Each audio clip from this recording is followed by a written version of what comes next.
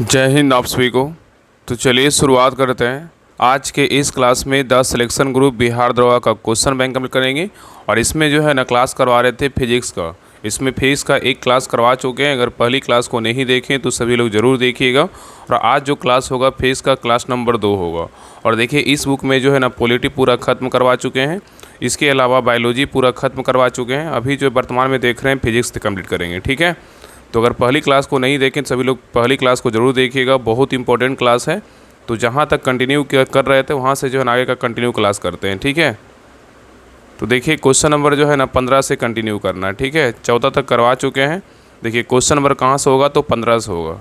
तो ध्यानपूर्वक पूरी क्लास को देखिए और अंत तक क्लास को ज़रूर देखिएगा।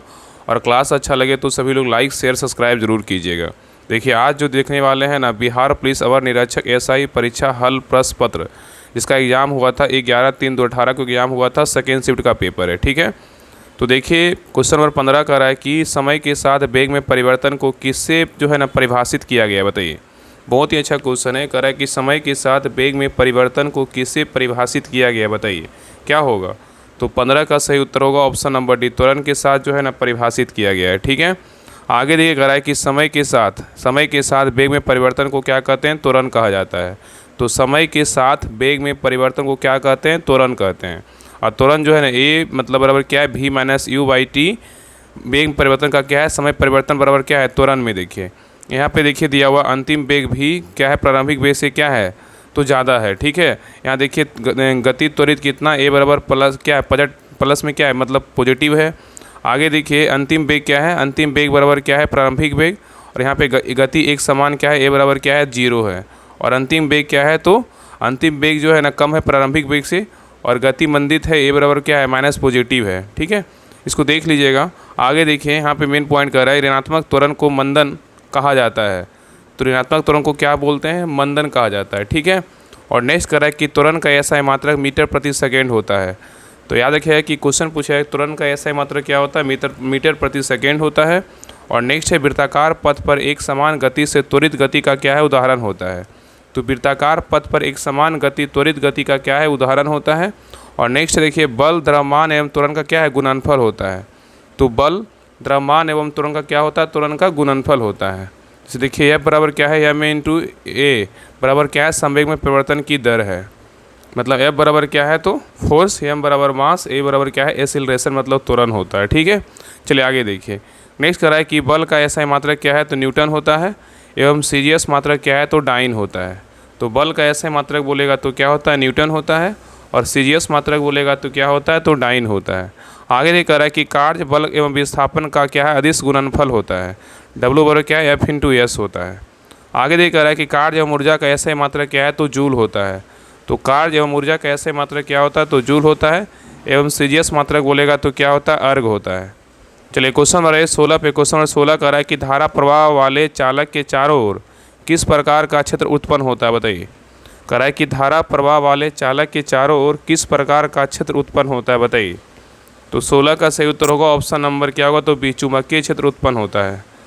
नेक्स्ट कह रहा है कि धारा प्रवाह वाले चालक के चारों ओर चुंबकीय क्षेत्र उत्पन्न होता है। और नेक्स्ट कह रहा है कि और स्टैंड ने सर्वप्रथम यह बताया कि किसी चालक तार से यदि विद्युत धारा प्रवाहित की जाती है तो उसके चारों ओर स्वतः ही चुंबकीय क्षेत्र क्या होता है उत्पन्न हो जाता है। तो यहाँ पे कह रहा है कि और स्टैंड ने सर्वप्रथम यह बताया कि किसी चालक तार से यदि विद्युत धारा प्रवाहित की जाती है तो उसके चारों ओर स्वतः ही चुंबकीय क्षेत्र क्या होती है उत्पन्न हो जाती है, ठीक है। चलिए नेक्स्ट देखिए कह रहा आवेश यदि जो है ना विराम में है तो केवल विद्युत क्षेत्र क्या होगा उत्पन्न करता है। तो आवेश यदि विराम में है तो केवल विद्युत क्षेत्र क्या होता है उत्पन्न करता है। और दूसरा पॉइंट कर रहा है गति में हो अगर आवेश गति में हो तो विद्युत क्षेत्र और चुंबकीय क्षेत्र क्या होता है उत्पन्न करता है। तो आवेश यदि विराम में हो तो केवल विद्युत क्षेत्र उत्पन्न करता है। और आवेश यदि गति में हो तो विद्युत क्षेत्र और चुंबकीय क्षेत्र दोनों उत्पन्न करता है, ठीक है। चलिए आगे देखिए नेक्स्ट क्वेश्चन नंबर 17 है। कह रहा है कि चिमनी से धुआं किस सिद्धांत से बाहर निकलता है, बताइए। चिमनी से धुआं किस सिद्धांत से बाहर निकलता है, बताइए। तो 17 का सही उत्तर होगा ऑप्शन नंबर डी, संवहन। क्या होगा तो संवहन सिद्धांत से जो है ना बाहर निकलता है। तो कह रहा है कि चिमनी से धुआं संवहन विधि द्वारा बाहर निकलता है। और नेक्स्ट कह रहा है कि धुआं गर्म होने के कारण घनत्व कम होने से हल्की होती है एवं ऊपर उड़ती है, वहीं ऊपर की ठंडी धुआं ठंडी होने के कारण भारी होती है। तो यहाँ पे कह रहा है ना कि धुआं गर्म होने के कारण घनत्व कम होने से हल्की होती है एवं ऊपर उठती है, वहीं ऊपर की ठंडी धुआं ठंडी होने के कारण क्या होती है तो भारी होती है और नीचे की ओर गति करती है। और यह क्या है सुसंवहन की जो है ना प्रक्रिया है। ठीक है, नेक्स्ट देखिए कह रहा है कि धुआं एरोसोल क्या है कोलाइड है। धुआं क्या है एरोसोल क्या है कोलाइड है। और आगे कह रहा है यह गैस माध्यम से में क्या है ठोस का मिश्रण है। तो यह गैस माध्यम में क्या है तो ठोस का मिश्रण है। और नेक्स्ट है बाष्पीकरण की प्रक्रिया में द्रव गैस में क्या होता है परिवर्तन होते हैं। तो याद रखिएगा ना कि बाष्पीकरण की प्रक्रिया में द्रव गैस में क्या होता है परिवर्तित होते हैं। और नेक्स्ट कह रहा है कि वायुमंडल भी क्या है तो वायुमंडल भी संवहन विधि द्वारा क्या होता है गर्म होता है। ठीक है, तो वायुमंडल भी क्या होता है तो वायुमंडल भी संवहन विधि द्वारा क्या होता है तो गर्म होता है। चलिए आगे देख रहा है कि सूर्य से पृथ्वी तक उष्मा विकिरण विधि द्वारा ही पहुंचता है। तो सूर्य से पृथ्वी तक उष्मा विधि द्वारा क्या होता है तो पहुंचता है। नेक्स्ट है उष्मा का संचरण, ट्रांसमिशन ऑफ क्या है तो हीट है। इसके बारे में कह रहा है उष्मा एक स्थान से दूसरे स्थान तक पहुंचने को उष्मा का संचरण कहते हैं। तो कह रहा है उष्मा के एक स्थान से दूसरे स्थान तक पहुंचने को उष्मा के क्या बोलते हैं संचरण कहते हैं। ठीक है, नेक्स्ट कह रहा है कि उष्मा का संचरण 3 विधियों से होता है। एक होता है चालन, दूसरा होता है संवहन, तीसरा क्या होता है विकिरण होता है। तो उष्मा का संचरण कितने विधियों से होता है तो 3 विधि से होता है। कौन कौन? चालन, संवहन और क्या होता है विकिरण होता है। ठीक है, चलिए आगे देखिए कह रहा है कि चालन के बारे में कह रहा है, कंडक्शन के बारे में कह रहा है चालन के बारे में कह रहा है कि यह उष्मा संचरण की विधि है। इसमें किसी वस्तु को उष्मा देने पर वस्तु का कण पहले खुद को अरेंज करता है, उसके बाद कण अपना ऊर्जा आगे वाला कण को बढ़ा देता है, लेकिन कण स्वयं आगे नहीं बढ़ता है। ठीक है, ये क्या होता है चालन कहलाता है। ठीक है, तो चालन के बारे में कह रहा है ना कि यह उष्मा संचरण की विधि है। इसमें किसी वस्तु को उष्मा देने वस्तु का कण पहले खुद को अरेंज करता है, उसके बाद कण अपना ऊर्जा आगे वाला कण को बढ़ा देता है, लेकिन कण स्वयं आगे नहीं बढ़ता है। ठीक है, चलिए आगे देखिए। नेक्स्ट कह रहा है कि ठोस में उष्मा का संचरण इसी विधि से होता है। नेक्स्ट कह रहा है अपवाद में देखिए दिया हुआ है पारा एक क्या है तरल है, फिर भी इसमें उष्मा का संचरण चालन विधि से होता है। तो अपवाद में कह रहा है कि पारा एक क्या है तो तरल है, फिर भी इसमें उष्मा का संचरण चालन विधि से होता है। ठीक है, चलिए नेक्स्ट देखिए संवहन, कन्वेक्शन। संवहन क्या है इसके बारे में जानते हैं। तो कह रहा है पहला पॉइंट कह रहा है संवहन के बारे में, कह रहा है यह उष्मा का संचरण की ऐसी विधि है जिसमें उष्मा का संचरण कणों के स्थानांतरण से होता है। ठीक है, तो संवहन के बारे में बोल रहा है यह उष्मा संचरण की एक ऐसी विधि है जिसमें उष्मा का संचरण कणों के स्थानांतरण से होता है। और नेक्स्ट कह रहा है गैसों एवं द्रवों में उष्मा का संचरण संवहन द्वारा ही होता है। नेक्स्ट है कह रहा है कि वायुमंडल संवहन विधि के द्वारा ही गर्म होता है। तो वायुमंडल संवहन विधि के द्वारा क्या होता है तो गर्म होता है। और नेक्स्ट कह रहा है कि चालन और संवहन विधि से उष्मा के संचरण के लिए माध्यम की आवश्यकता होता है। तो चालन और संवहन विधि से उष्मा के संचरण के लिए क्या होती है माध्यम की आवश्यकता होती है। चलिए आगे देखिए। नेक्स्ट है विकिरण, रेडिएशन। इसके बारे में कह रहा है ये विकिरण के बारे में, यह उष्मा संचरण की ऐसी विधि है जिसमें उष्मा संचरण के लिए किसी माध्यम की आवश्यकता नहीं होता है। तो विकिरण के बारे में कह रहा है यह उष्मा संचरण की एक ऐसी विधि है जिसमें उष्मा संचरण के लिए किसी माध्यम की आवश्यकता नहीं होता है। नेक्स्ट कह रहा है कि सूर्य से पृथ्वी तक प्रकाश विकिरण विधि से ही आता है।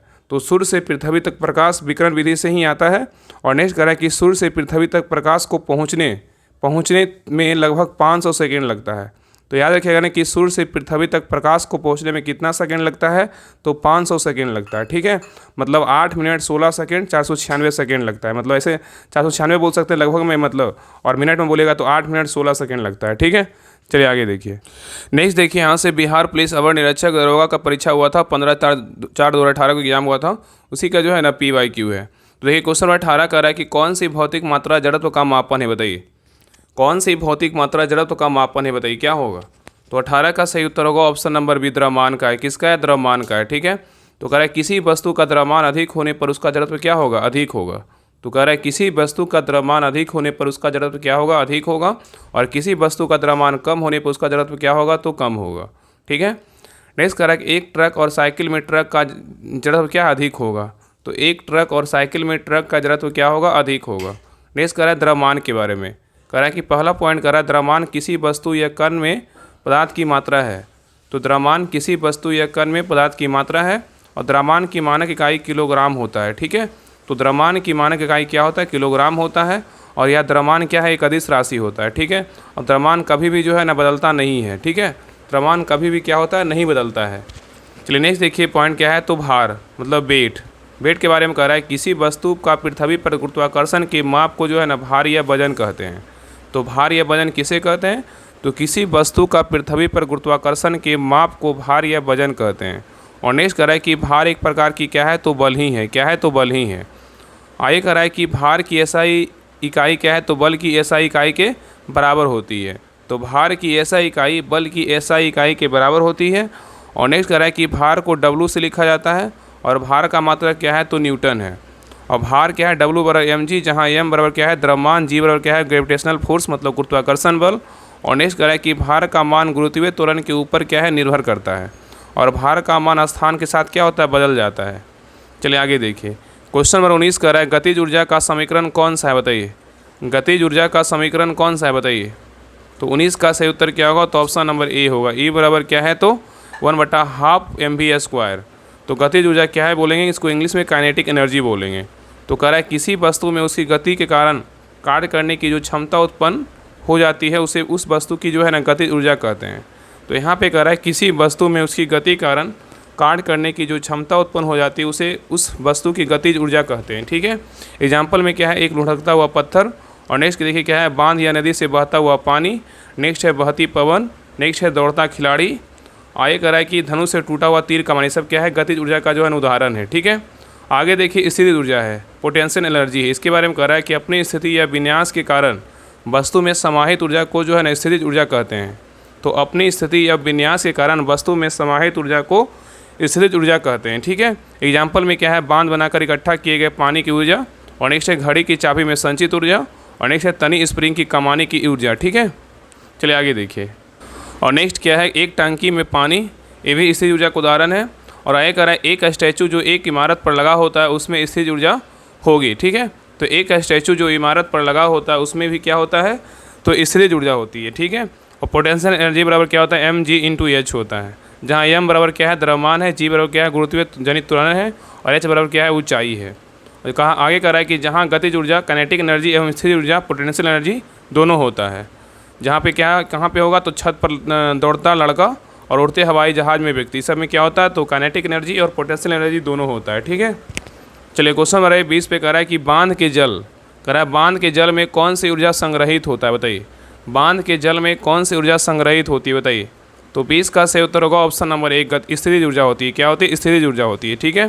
तो देखिए व्याख्या नोट, व्याख्या के ऊपर वाला प्रश्न में देखिए, वो तो सारा दिया हुआ ही था। चलिए क्वेश्चन नंबर 21 पे आई कर विभवांतर मापा जाता है किससे? बताइए, विभवांतर किससे मापते हैं? बताइए।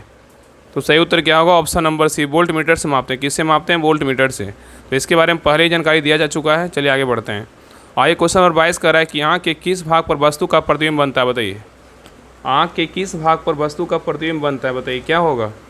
तो 22 का सही उत्तर होगा ऑप्शन नंबर सी, रेटिना पर बनता है। कहाँ बनता है? रेटिना पर। तो मानव नेत्र में किसी वस्तु का प्रतिबिंब रेटिना पर बनता है। और रेटिना जो है ना आँख के पिछले पर्दे को कहते हैं। रेटिना किसको कहते हैं? आँख के पिछले पर्दे को कहते हैं। और रेटिना एक प्रकाश संवेदनशील परत है, इसमें कई तंत्रिका कोशिकाएं होती है। तो कह रहा है कि रेटिना जो है ना एक प्रकाश संवेदनशील परत है, इसमें कई तंत्रिकाएं कोशिकाएं होती है। ठीक है। और आगे कह रहा है यह ऊतक की एक पतली परत होती है। और नेक्स्ट कह रहा है इसमें फोटो रिसेप्टर, कह रहा है इसमें कह रहा है कि फोटो रिसेप्टर कोशिकाएँ होती है जिन्हें छड़ और शंकु कहा जाता है। और नेक्स्ट पॉइंट कह रहा है कि मानव नेत्र के रेटिना पर बनने वाले प्रतिबिंब वास्तविक और उल्टा होता है। तो यहाँ पे क्वेश्चन पूछेगा कि मानव नेत्र के रेटिना पर बनने वाला प्रतिबिंब कैसा होता है? तो मानव नेत्र के रेटिना पर बनने वाला जो प्रतिबिंब होता है ना, वास्तविक और क्या होता है? उल्टा होता है। ठीक है। चला के कह रहा है आइरिस या परितारका के बारे में कह रहा है कि मानव आँख के भीतर की एक पतली वृत्ताकार संरचना है जिसका काम आँख के तारे मतलब प्यूपिल के व्यास को क्या करता है? नियंत्रित करना होता है। और नेक्स्ट कह रहा है इस प्रकार आइरिस रेटिना पर पहुँचने वाले प्रकाश की मात्रा को नियंत्रित करती है। और नेक्स्ट कह रहा है कि आँख का रंग परितारका के रंग के से ही क्या परिभाषित होता है? तो आँख का रंग परितारका के रंग से क्या होता है? परिभाषित होता है। नेक्स्ट कह रहा है कॉर्निया के बारे में, कह रहा है कॉर्निया आँख की सबसे बाहरी परत होती है। तो कॉर्निया क्या होती है? कॉर्निया आँख की सबसे बाहरी परत होती है और इससे ही आँख में प्रकाश जो है ना प्रवेश करता है। और यह बाहरी परत को जाने से रोककर आँखों की क्या करता है? मदद भी करता है। ठीक है। चलिए आगे देखिए। नेक्स्ट कह रहा है कि हल्की खरोंच से कॉर्निया जल्दी ठीक हो जाते हैं, लेकिन ज़्यादा खरोंच से कॉर्निया पर निशान बन जाते हैं जिसमें विजन से जुड़ी समस्याएं हो सकती है। ठीक है। नेक्स्ट पॉइंट कह रहा है कि नेत्रदान में मानव मृत्यु के बाद किसी को आंखों की रोशनी देने के लिए कॉर्निया नेत्रदान का जो है ना प्रयोग किया जाता है। ठीक है, तो कह रहा है कि नेत्रदान में मानव मृत्यु के बाद किसी को आँखों की रोशनी देने के लिए कॉर्निया नेत्रदान किया जाता है। ठीक है, और नेत्रदान में केवल कॉर्निया का दान प्रत्यारोपण किया जाता है और पूरी आँख का नहीं। ठीक है, चलिए आगे देखिए। नेक्स्ट कह रहा है कि नेत्र में एक उत्तल लेंस होता है। यहाँ पे कह रहा है कि लेंस नेत्र में एक उत्तल लेंस होता है। जैसे पहला पॉइंट कह रहा है स्पष्ट दृष्टि की न्यूनतम दूरी कितनी होती है, 25 सेंटीमीटर होती है। तो स्पष्ट दृष्टि की न्यूनतम दूरी कितनी होती है, 25 सेंटीमीटर होती है। और नेक्स्ट कह रहा है स्पष्ट दृष्टि की दूर बिंदु क्या होती है, अनंत होती है। तो स्पष्ट दृष्टि की दूर बिंदु क्या होती है, अनंत होती है। और नेक्स्ट कह रहा है कि निकट दृष्टि दोष को दूर करने के लिए अवतल लेंस का जो है ना प्रयोग किया जाता है। तो निकट दृष्टि दोष को दूर करने के लिए किस लेंस का प्रयोग करते हैं, तो अवतल लेंस का जो है ना प्रयोग किया जाता है। ठीक है, चलिए आगे देखिए। और दूर दृष्टि दोष को दूर करने के लिए उत्तल लेंस का प्रयोग किया जाता है। क्वेश्चन नंबर 23 पे कह रहा है कि जब कोई वस्तु पानी में डुबोई जाती है तो उसके भार में कमी के किसके बराबर होता है, बताइए। कह रहा है कि जब कोई वस्तु पानी में डुबोई जाती है तो उसके भार में कमी किसके बराबर होता है, बताइए। तो 23 का सही उत्तर होगा ऑप्शन नंबर क्या होगा, तो डी, उसके द्वारा हटाए गए द्रव के भार के बराबर होता है। ठीक है, तो ये कह रहा है उत्प्लावन के बारे में पहले ही बताया जा चुका है। चलिए क्वेश्चन नंबर 24 पे कह रहा है उस खगोल भौतिकी शास्त्री का नाम बताइए जो एक क्षय तंत्रिका रोग से पीड़ित है और केवल कंप्यूटर के माध्यम से ये अपनी बात जो है ना कह पाता है, बताइए क्या होगा। कह रहा है उस खगोल भौतिकी शास्त्री का नाम बताइए जो एक क्षय तंत्रिका रोग से पीड़ित है और केवल कंप्यूटर के माध्यम से अपनी बात जो है ना कह पाता है, बताइए। तो 24 का सही उत्तर क्या होगा, option number C, Stephen Hawking है। कौन है, स्टीफन हॉकिंग है। ठीक है, तो कह रहा है स्टीफन हॉकिंग का जन्म ब्रिटेन के ऑक्सफोर्ड में 8 जनवरी 1942 को हुआ था।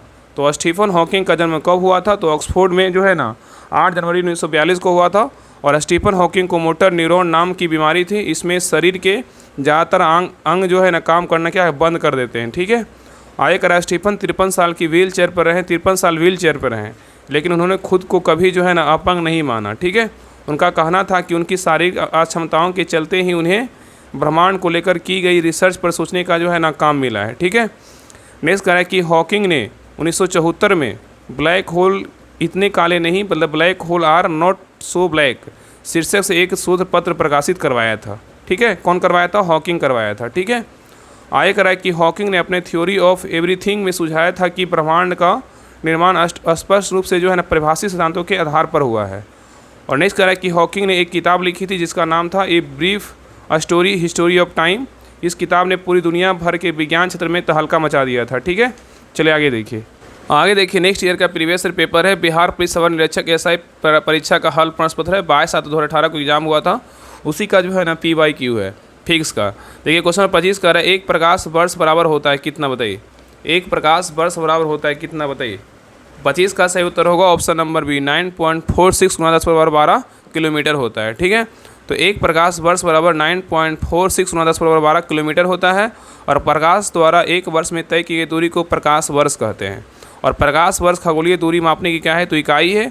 और एक प्रकाश वर्ष 9.46 × 10⁻15 मीटर के जो है ना बराबर होता है। अगर मीटर में पूछेगा तो क्या होगा, 10⁻15 मीटर होगा। ठीक है, और आगे करा एक खगोलीय इकाई एस्ट्रोनॉमिकल यूनिट बराबर जो है ना 1.496 × 10⁻11 मीटर होता है। और खगोलीय दूरी मापने की सबसे बड़ी इकाई क्या है, तो पारसेक है। और एक पारसेक बराबर 3.26 प्रकाश वर्ष होता है या 3.08 × 10⁻16 मीटर होता है। ठीक है, चलिए आगे देखिए क्वेश्चन नंबर 26 निम्न में से कौन सा नियम रॉकेट प्रणोदन में शामिल होता है, बताइए। निम्न में से कौन सा नियम रॉकेट प्रणोदन में शामिल होता है, बताइए। तो 26 का सही उत्तर होगा ऑप्शन नंबर सी, न्यूटन की गति का तीसरा नियम। ठीक है, तो यहाँ पे कह रहा है कि निम्न में से कौन सा नियम रॉकेट प्रणोदन में शामिल होता है, तो न्यूटन की गति का तीसरा नियम शामिल होता है। चलिए आगे देखिए कह रहा है कि न्यूटन की गति का तीसरा नियम रॉकेट प्रणोदन में शामिल होता है।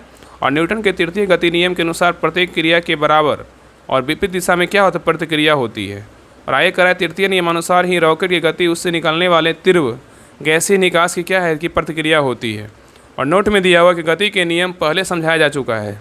चलिए आगे देखिए क्वेश्चन नंबर 27 देखिए कह रहा है यदि वायुमंडल दाब पारा के 76 सेंटीमीटर मतलब समान दाब से कम हो तो पानी कितना तापमान पर उबलेगा, बताइए। क्वेश्चन कह रहा है यदि वायुमंडल दाब पारा के 76 सेंटीमीटर मतलब समान दाब से कम हो तो पानी कितना सेल्सियस तापमान पर जो है उबलेगा, बताइए। तो 27 का सही उत्तर होगा ऑप्शन नंबर 1, 100 डिग्री सेल्सियस से कम पर उबलेगा। ठीक है, तो कह रहा है कि यदि वायुमंडल दाब पारा के 76 सेंटीमीटर मतलब समान दाब से कम हो तो पानी 100 डिग्री सेल्सियस से कम तापमान पर उबलेगा। और नेक्स्ट कह रहा है कि वायुमंडल का समान दाब 76 सेंटीमीटर या 760 मिलीमीटर होता है। तो कह रहा है कि वायुमंडल का समान दाब 76 सेंटीमीटर या 760 मिलीमीटर होता है और द्रव का क्वथनांक वायुमंडलीय दाब के क्या होता है, समानुपाती होता है। और सभी द्रवों का क्वथनांक दाब बढ़ने पर क्या होता है, बढ़ जाता है, एवं दाब घटने पर क्या होता है, तो घट जाता है। तो कह रहा है कि सभी द्रवों का क्वथनांक दाब बढ़ने पर बढ़ जाता है एवं दाब घटाने पर क्या होता है, तो घट जाता है। नेक्स्ट कह रहा है कि वायुमंडलीय दाब एवं द्रव का क्वथनांक, इसके बारे में कह रहा है कि गर्म करने पर जिन पदार्थों का आयतन बढ़ता है, दाब बढ़ाने पर जो है ना उसका आयतन क्या होगा। तो यहाँ पे कह रहा है कि गर्म करने पर जिन पदार्थों का आयतन बढ़ता है, दाब बढ़ाने पर उसका क्या होता है, तो उसका गलनांक भी क्या होता है, गलनांक भी बढ़ता है। जैसे क्या है, तो मोम और क्या है, तो घी इत्यादि। नेक्स्ट कह रहा है कि गर्म करने पर जिन पदार्थों का आयतन घटता है, दाब बढ़ाने पर जो उनका गलनांक क्या होगा, तो घटेगा। ठीक है, यहाँ पे कह रहा है ना कि गर्म करने पर, कह रहा है गर्म करने पर जिन पदार्थों का आयतन घटेगा, तो दाब बढ़ाएंगे तो उसका गलनांक क्या होगा, तो घटेगा। ठीक है, और यहाँ पे अगर बढ़ेगा तो यहाँ पे क्या होगा, तो घटेगा। ठीक है, मतलब यहाँ बढ़ता है। चलिए आगे देखिए। आगे कह रहा है पृथ्वी की सतह से ऊपर जाने पर वायुमंडलीय दाब कम हो जाता है, जिसके कारण क्या है, पहाड़ों पर खाना बनाने में क्या होती है, कठिनाई होती है। तो यहाँ पे कह रहा है कि पृथ्वी की सतह से ऊपर जाने पर वायुमंडलीय दाब क्या होता है, तो कम हो जाता है, जिसके कारण पहाड़ों पर खाना बनाने में क्या होती है, कठिनाई होती है। और वायुयान में बैठे यात्री को फाउंटेन पेन से स्याही जो है ना रिस जाती है। ठीक है, नेक्स्ट कह रहा है कि प्रेशर कुकर में जल्दी खाना बन जाता है क्योंकि ढक्कन के कारण दाब बढ़ जाता है, जिससे क्वथनांक जो है ना बॉइलिंग पॉइंट क्या होता है, तो बढ़ जाता है। तो यहाँ पे कह रहा है कि प्रेशर कुकर में जल्दी खाना बन जाता है क्योंकि ढक्कन के कारण दाब बढ़ जाता है, जिससे क्वथनांक मतलब जो बॉइलिंग पॉइंट होता है क्या होता है, तो बढ़ जाता है। नेक्स्ट पॉइंट ये कह रहा है कि वायुमंडलीय दाब को बैरोमीटर से मापा जाता है। तो वायुमंडलीय दाब को किससे मापते हैं, तो बैरोमीटर से मापा जाता है। और बैरोमीटर की सहायता से मौसम संबंधी पूर्वानुमान भी लगाया जा सकता है। ठीक है, याद रखिएगा। तो बैरोमीटर की सहायता से मौसम संबंधी पूर्वानुमान भी लगाया जा सकता है। और नेक्स्ट कह रहा है कि बैरोमीटर का पाठ्यांक जब धीरे धीरे ऊपर चढ़ता है तो दिन जो है ना साफ रहने की जो है ना संभावना होती है। तो बैरोमीटर का पाठ्यांक अगर धीरे धीरे ऊपर चढ़ेगा तो दिन साफ रहने का जो है ना संभावना होती है।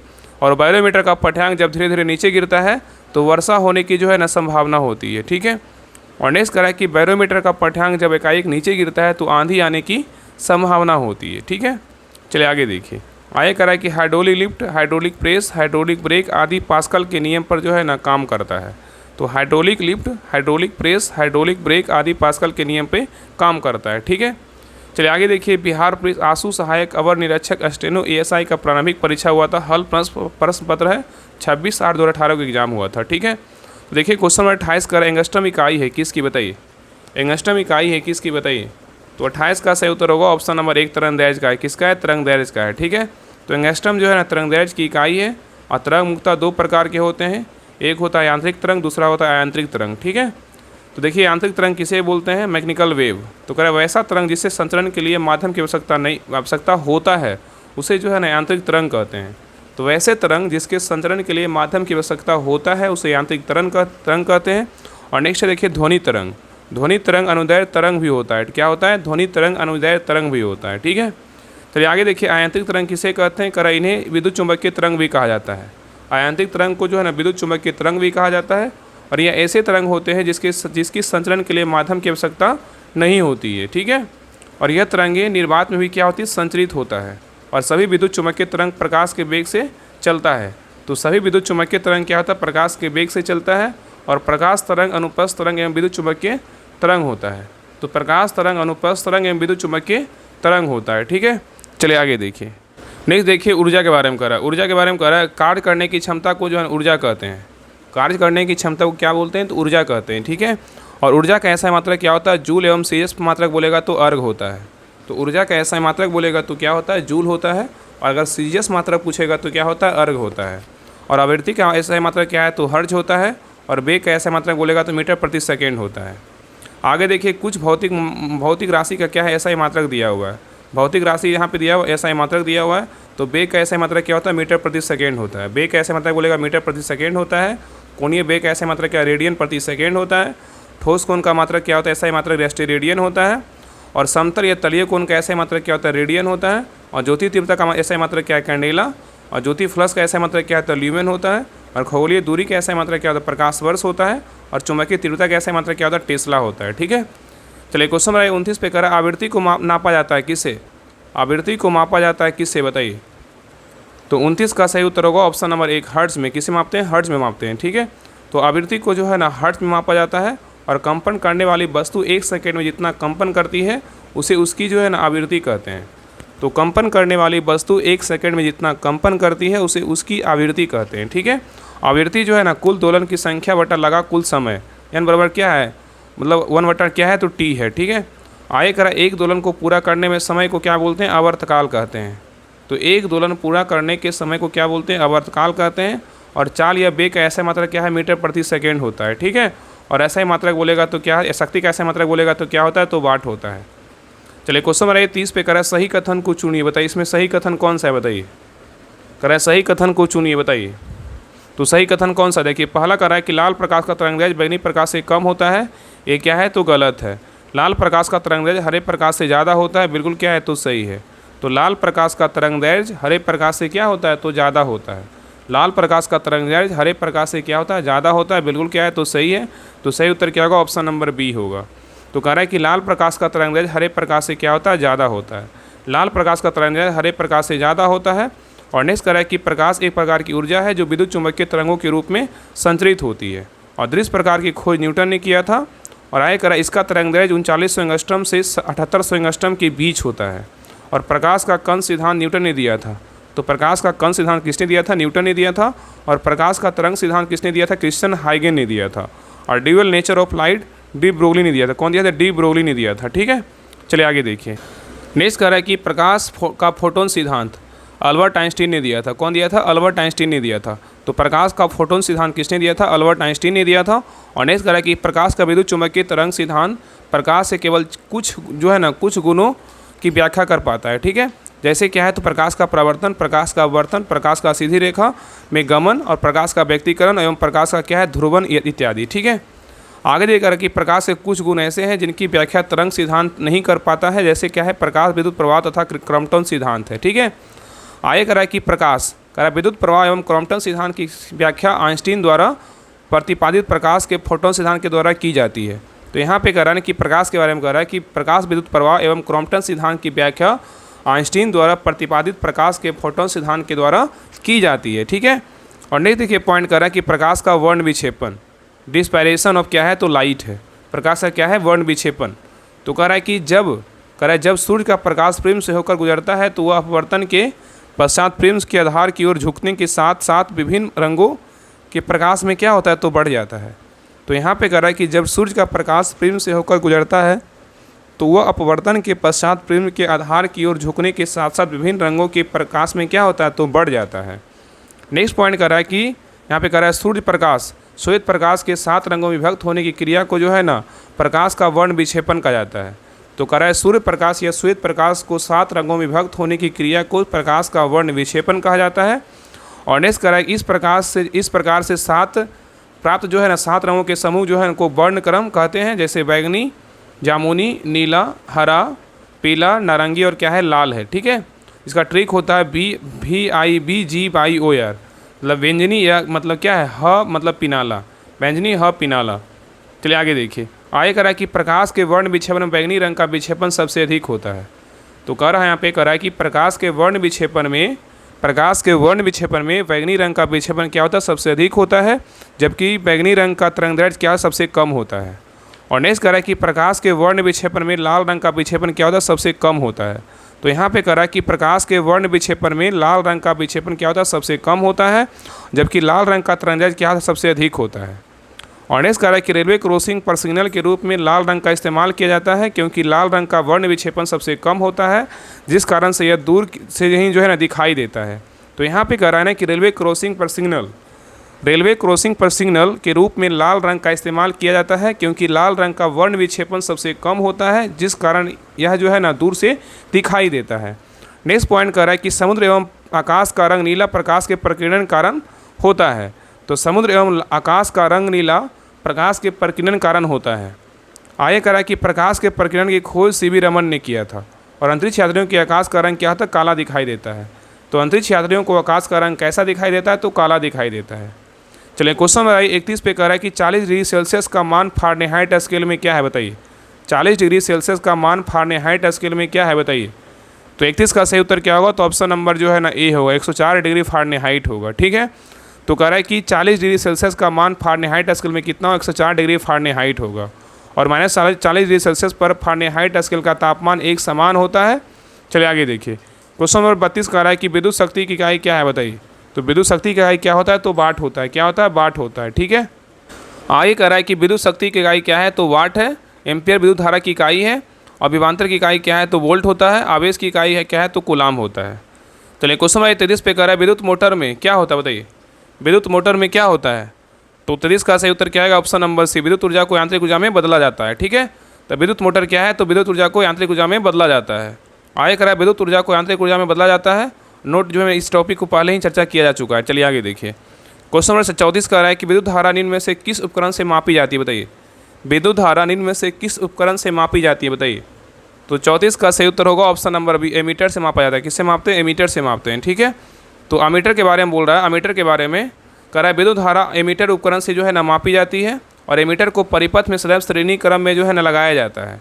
और एक आदर्श एमीटर का प्रतिरोध क्या होता है, शून्य होनी चाहिए। ठीक है, नहीं देखिए, कह रहा है वोल्ट मीटर के बारे में कह रहा है कि वोल्ट मीटर का प्रयोग विभवांतर मापने में किया जाता है और इसे परिपथ में सदैव समानांतर क्रम में लगाया जाता है। आदर्श वोल्ट मीटर का प्रतिरोध क्या होता है, अनंत होना चाहिए। आगे दिख रहा है वोल्टामीटर के बारे में कह रहा है विद्युत अपघटन जिस पात्र में होता है उसे वोल्टामीटर कहा जाता है। तो यहाँ पे कह रहा है वोल्टामीटर के बारे में कह रहा है कि विद्युत अपघटन जिस पात्र में होता है उसे वोल्टामीटर कहा जाता है। और पोटेंशियोमीटर का प्रयोग विद्युत वाहक बलों की तुलना करने में काम आता है। ठीक है, चलिए क्वेश्चन नंबर 35 पे कह रहा है कि आइंस्टीन को नोबेल प्राइज किस कार्य पर मिला था बताइए। आइंस्टीन को नोबेल प्राइज किस कार्य पर मिला था बताइए। तो 35 का सही उत्तर होगा ऑप्शन नंबर डी, प्रकाश विद्युत प्रभाव पर मिला था। तो कह रहा है कि आइंस्टीन को नोबेल प्राइज प्रकाश विद्युत प्रभाव के लिए मिला था। और आगे देखिए कह रहा है फोटो इलेक्ट्रिक प्रभाव या प्रकाश विद्युत प्रभाव क्या है, इसके बारे में जानते हैं। तो कह रहा है जब धातु की प्लेट पर प्रकाश पड़ने पर इलेक्ट्रॉन का निष्कासन होता है तो उसे फोटो इलेक्ट्रिक इफेक्ट कहा जाता है। ठीक है, तो यहाँ पे कह रहा है कि जब धातु की प्लेट पर प्रकाश पड़ने पर इलेक्ट्रॉन का निष्कासन होता है उसे फोटो इलेक्ट्रिक इफेक्ट कहा जाता है। और नेक्स्ट कह रहा है कि धातु से निकलने वाले इलेक्ट्रॉनों को फोटो इलेक्ट्रॉन कहा जाता है। तो धातु से निकलने वाले इलेक्ट्रॉनों को फोटो इलेक्ट्रॉन कहा जाता है। और आइंस्टीन को इस खोज के लिए 1921 में जो है नोबेल पुरस्कार दिया गया था। ठीक है, चलिए आगे देखा है कि 1905 में आइंस्टीन ने द्रव्यमान एवं ऊर्जा के बीच एक संबंध स्थापित किया जिसे सापेक्षता का सिद्धांत कहा जाता है। तो यहाँ पे कह रहा है 1905 में आइंस्टीन ने द्रव्यमान एवं ऊर्जा के बीच एक संबंध स्थापित किया जिसे सापेक्षता का जो है ना सिद्धांत कहा जाता है। ठीक है, चलिए आगे देखिए, नेक्स्ट कह रहा है कि आइंस्टीन के अनुसार यदि वस्तु का द्रव्यमान m एवं प्रकाश का वेग c है तो इस द्रव्यमान से संबंध ऊर्जा E = mc² होती है। चलिए क्वेश्चन नंबर 36 पे कह रहा है कि आर्द्रता किस उपकरण से मापी जाती है बताइए। आर्द्रता किस उपकरण से मापी जाती है बताइए। तो 36 का सही उत्तर क्या होगा, ऑप्शन नंबर बी, हाइग्रोमीटर से मापी जाती है। ठीक है, तो आर्द्रता जो है ना हाइग्रोमीटर उपकरण से मापी जाती है। और हाइग्रोमीटर द्वारा द्रवों का अपेक्षित घनत्व क्या होता है, मापा जाता है। तो हाइड्रोमीटर से जो है ना हाइग्रोमीटर से क्या बोले, उपकरण से आर्द्रता बोलेगा तो हाइग्रोमीटर, और हाइड्रोमीटर द्वारा जो है द्रवों का अपेक्षित घनत्व मापा जाता है। ठीक है, दोनों अलग अलग है। चलिए आगे देखिए, आगे कह रहा है कि पायरोमीटर से उच्च ताप को मापा जाता है लेकिन थर्मामीटर से निम्न ताप को जो है ना मापा जाता है। तो पायरोमीटर से उच्च ताप को मापते हैं लेकिन थर्मामीटर से निम्न ताप को मापते हैं। और नेक्स्ट कह रहा है कि पायरोमीटर ताप को दूर से ही माप सकते हैं। तो पायरोमीटर ताप को जो है ना दूर से ही माप सकते हैं लेकिन थर्मामीटर ताप को नज़दीक से मापते हैं। और सौर विकिरण को जो है ना पायरोमीटर से ही मापा जाता है। और इलेक्ट्रोमीटर से दूध की शुद्धता मापा जाता है। ठीक है, चलिए आगे देखिए, क्वेश्चन 37 कह रहा है कि दाब की इकाई क्या है बताइए। दाब की इकाई क्या है बताइए। तो दाब की इकाई क्या है, तो न्यूटन प्रति वर्ग मीटर है। क्या है, न्यूटन प्रति वर्ग मीटर है। ठीक है, तो कह रहा है कि दाब की इकाई क्या है, न्यूटन प्रति वर्ग मीटर है। और न्यूटन मीटर अंतर्राष्ट्रीय इकाई प्रणाली में क्या है, टॉर्क की इकाई है। तो न्यूटन मीटर अंतर्राष्ट्रीय इकाई प्रणाली में क्या है, तो न्यूटन जो है ना मीटर अंतर्राष्ट्रीय इकाई प्रणाली में क्या है, टॉर्क की इकाई है। और न्यूटन बल का ऐसा मात्रक है और पृष्ठ तनाव का मात्रक क्या है, न्यूटन मीटर होता है। ठीक है, चलिए क्वेश्चन नंबर 38 पे कर रहा है स्थिति विज्ञान निम्नलिखित में से किससे संबंधित है बताइए। स्थिति विज्ञान निम्नलिखित में से किससे संबंधित है बताइए। तो 38 का सही उत्तर क्या होगा, तो ऑप्शन नंबर जो है ना डी होगा, आंकड़ों का अध्ययन से। क्या है, आंकड़ों का अध्ययन से। ठीक है, तो कह रहा है स्थिति विज्ञान स्टैटिक्स आंकड़ों का अध्ययन से क्या है, तो संबंधित है। और स्थिति विज्ञान गणित की एक क्या है, तो शाखा है। स्थिति विज्ञान क्या है, तो गणित की एक शाखा है। और मानसिक स्थिति के अध्ययन को जो है ना मनोविज्ञान कहते हैं। क्या कहते हैं, मानसिक स्थिति के अध्ययन को क्या बोलते हैं, मनोविज्ञान कहते हैं। ठीक है, आगे नेक्स्ट देखिए, एग्जाम का प्रीवियस ईयर पेपर है, बिहार पुलिस उत्पाद अवर निरीक्षक ऐसा प्रारंभिक परीक्षा हुआ था, 9/6/2019 को एग्जाम हुआ था। उसी का देखिए PYQ है। एक क्वेश्चन 39 कह रहा है कि प्रवर्तन के नियम के अनुसार प्रवर्तन कोण का मान आपतन कोण के मान से कितना होता है बताइए। कह रहा है कि परावर्तन कोण के नियम के अनुसार परावर्तन कोण का मान आपतन कोण से कितना होता है। तो इसका सही उत्तर क्या होगा, ऑप्शन नंबर 1 बराबर होता है। क्या होता है, बराबर होता है। ठीक है, तो कह रहा है कि प्रकाश का परावर्तन रिफ्लेक्शन ऑफ लाइट, इसके बारे में कह रहा है कि प्रकाश के चिपकने से पृष्ठ टकराकर वापस लौटने की घटना को जो है प्रकाश का परावर्तन कहते हैं। ठीक है, तो रिफ्लेक्शन ऑफ लाइट मतलब प्रकाश का परावर्तन किसे कहते हैं, तो कह रहा है कि प्रकाश के चिकने पृष्ठ से टकराकर वापस लौटने की घटना को जो है ना प्रकाश का परावर्तन कहते हैं। ठीक है, चलिए आगे देखिए। आगे कह रहा है कि प्रकाश के 2 नियम हैं। पहला क्या है, तो आपतित किरण, परावर्तित किरण एवं आपतन बिंदु पर डाला गया अभिलंब तीनों एक ही तल में होते हैं। ठीक है, तो परावर्तन के 2 नियम है। पहला नियम कह रहा है कि आपतित किरण, परावर्तित किरण एवं आपतन बिंदु पर डाला गया अभिलंब जो है ना तीनों एक ही तल में होता है। और दूसरा कह रहा है आपतन कोण परावर्तन कोण बराबर होता है। ठीक है, आपतन कोण क्या होता है, परावर्तन कोण बराबर होता है। और आगे कह रहा है उत्तल दर्पण का फोकस दूरी क्या होता है, धनात्मक होता है, मतलब पॉजिटिव होता है। तो उत्तल दर्पण का फोकस दूरी क्या होता है, धनात्मक होता है, जबकि अवतल दर्पण का फोकस दूरी क्या होता है, ऋणात्मक होता है। और नेक्स्ट कह रहा है कि उत्तल दर्पण में हमेशा प्रतिबिंब दर्पण के पीछे और इसके ध्रुव और फोकस के बीच वस्तु से छोटा, सीधा एवं क्या होता है, आभासी बनता है। तो यहाँ पे कह रहा है कि उत्तल दर्पण में हमेशा प्रतिबिंब दर्पण के पीछे उसके ध्रुव और फोकस के बीच वस्तु से छोटा, सीधा एवं आभासी बनता है। और नेक्स्ट कह रहा है उत्तल दर्पण का उपयोग कहाँ करते हैं, तो गाड़ी के पीछे को दृश्य को देखने के लिए साइड मिरर के रूप में जो है ना उत्तल दर्पण का प्रयोग होता है। और सोडियम प्रवर्तक लैंप में जो है उत्तल दर्पण का प्रयोग होता है। आगे देखिए अवतल दर्पण का उपयोग कहाँ होता है, सोलर कुकर में अवतल दर्पण का प्रयोग होता है। बड़ी फोकस दूरी वाला अवतल दर्पण दाढ़ी बनाने में काम आता है। और आँख, कान, नाक के डॉक्टर जो है ना अवतल दर्पण का प्रयोग करते हैं। और गाड़ी के हेड लाइट एवं सर्च लाइट में अवतल दर्पण का प्रयोग होता है। चलिए आगे देखिए समतल दर्पण, प्लेन मिरर से परावर्तन देखिए। इसके बारे में कह रहा है कि समतल दर्पण किसी वस्तु का प्रतिबिंब दर्पण के पीछे उतनी दूरी पर बनता है जितनी दूरी पर वस्तु दर्पण के सामने रखी होती है। तो यहाँ पे कह रहा है कि समतल दर्पण किसी वस्तु का प्रतिबिंब दर्पण के पीछे उतनी दूरी पर बनता है जितनी दूरी पर वस्तु दर्पण के सामने रखी होती है। और नेक्स्ट कह रहा है कि यदि यह प्रतिबिंब काल्पनिक वस्तु के बराबर एवं पास उल्टा मतलब जो है ना लेटरल क्या है, इन्वर्स होता है।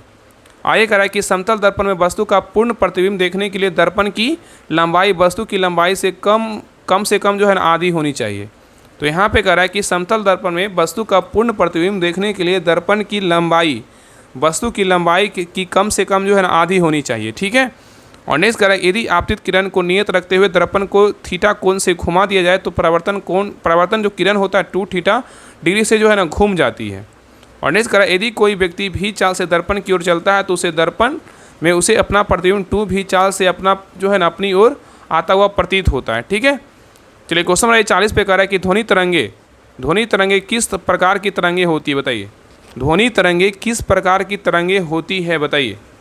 तो 40 का सही उत्तर होगा ऑप्शन नंबर बी, अनुदैर्घ्य यांत्रिक तरंग होती है। ध्वनि तरंगे किस प्रकार की तरंगे होती है, अनुदैर्घ्य यांत्रिक तरंगे होती है। तो कह रहा है कि ध्वनि तरंगे अनुदैर्घ्य यांत्रिक तरंग है जब तरंग गति की दिशा माध्यम के कणों के कंपन करने की दिशा के समांतर होती है तो ऐसे तरंग का जो है अनुदैर्घ्य तरंग कहते हैं। ठीक है, तो यहाँ पे कह रहा है कि जब तरंग गति की दिशा माध्यम के कणों के कंपन करने की दिशा के समांतर होती है तो ऐसे तरंग के अनुदैर्घ्य तरंग कहते हैं। और नेक्स्ट कह रहा है कि अनुप्रस्थ तरंग की गति की दिशा माध्यम के कणों के कंपन करने की दिशा के लंबवत होती है तो इस प्रकार की तरंगों के अनुप्रस्थ तरंग कहते हैं। और नेक्स्ट कह रहा है कि पानी में पत्थर फेंकने पर पानी में उत्पन्न तरंग अनुप्रस्थ तरंग होता है। तो पानी में पत्थर फेंकने पर पानी में उत्पन्न तरंग क्या होता है, अनुप्रस्थ तरंग होता है। ठीक है, आगे देखिए कह रहा है कह रहा है कि ध्वनि एक माध्यम से दूसरे माध्यम में जाती है तो ध्वनि की चाल, कह रहा है ध्वनि एक माध्यम से दूसरे माध्यम में जाती है तो ध्वनि की चाल एवं तरंगदैर्घ्य बदल जाती है जबकि आवृत्ति जो है ना नहीं बदलती है। तो ध्वनि एक माध्यम से दूसरे माध्यम में जाती है तो ध्वनि की चाल एवं तरंगदैर्घ्य बदल जाती है लेकिन आवृत्ति क्या होता है, नहीं चेंज होता है। ठीक है, आगे कह रहा है कि जब प्रकाश एक माध्यम से दूसरे माध्यम में जाता है तो प्रकाश की चाल एवं तरंगदैर्घ्य बदल जाता है लेकिन आवृत्ति जो है नहीं बदलती है। तो यहाँ भी देखिए कह रहा है कि जब प्रकाश एक माध्यम से दूसरे माध्यम में जाता है तो प्रकाश की चाल एवं तरंगदैर्घ्य क्या होता है, बदल जाता है लेकिन आवृत्ति जो है ना नहीं चेंज होता है। ठीक है, चलिए क्वेश्चन नंबर 41 पे कह रहा है लेंस शक्ति डायोप्टर का संबंध किससे है, बताइए। लेंस शक्ति डायोप्टर का संबंध किससे है, बताइए। तो 41 का सही उत्तर होगा ऑप्शन नंबर बी, फोकस दूरी का व्युत्क्रम से है। ठीक है, तो कह रहा है लेंस शक्ति क्षमता के बारे में कह रहा है कि फोकस दूरी का व्युत्पन्न को लेंस की क्षमता कहा जाता है। तो फोकस दूरी का व्युत्पन्न को लेंस की क्षमता कहा जाता है और इसे जो है ना डायोप्टर से मापी जाती है और डायोप्टर को डी द्वारा सूचित किया जाता है। यदि किसी लेंस की फोकस दूरी मीटर में हो तो उसकी क्षमता जो है P = 1/f डायोप्टर होती है। आगे कह रहा है उत्तल लेंस की क्षमता धनात्मक और अवतल लेंस की क्षमता क्या ऋणात्मक होता है। तो उत्तल लेंस की क्षमता क्या होता है, पॉजिटिव होता है, और अवतल लेंस की क्षमता क्या होता है, नेगेटिव होता है। ठीक है, तो आज के लिए रहने दीजिए यहीं तक। आगे जो क्लास जो है ना, बिहार पुलिस उत्पाद अवर निरीक्षक SI मुख्य परीक्षा हुआ था 25/8/19 से, क्वेश्चन नंबर जो है ना 42 से कंटिन्यू करेंगे। ठीक है, तो आप लोग क्लास कैसा लगा आप लोग कमेंट सेक्शन में जरूर बताइएगा, और सभी ग्रुप में जो है ना क्लास का लिंक जरूर शेयर कीजिएगा, और जितने लोग क्लास को लोग नए देख रहे हैं सभी लोग सब्सक्राइब जरूर कर लीजिएगा, और बेल आइकन ऑन कर लीजिए कि जब भी आपको क्लास आए तो आपको नोटिफिकेशन पहले मिले। और सभी लोग टेलीग्राम चैनल ज्वाइन कर लीजिएगा, डिस्क्रिप्शन में लिंक दिया हुआ है राहुल स्टडी ग्रुप के नाम से, तो लिंक पर क्लिक करके सभी लोग टेलीग्राम चैनल को ज्वाइन कर लीजिएगा। ठीक है, तो मिलते हैं नेक्स्ट क्लास में, तब तक के लिए जय हिंद जय भारत।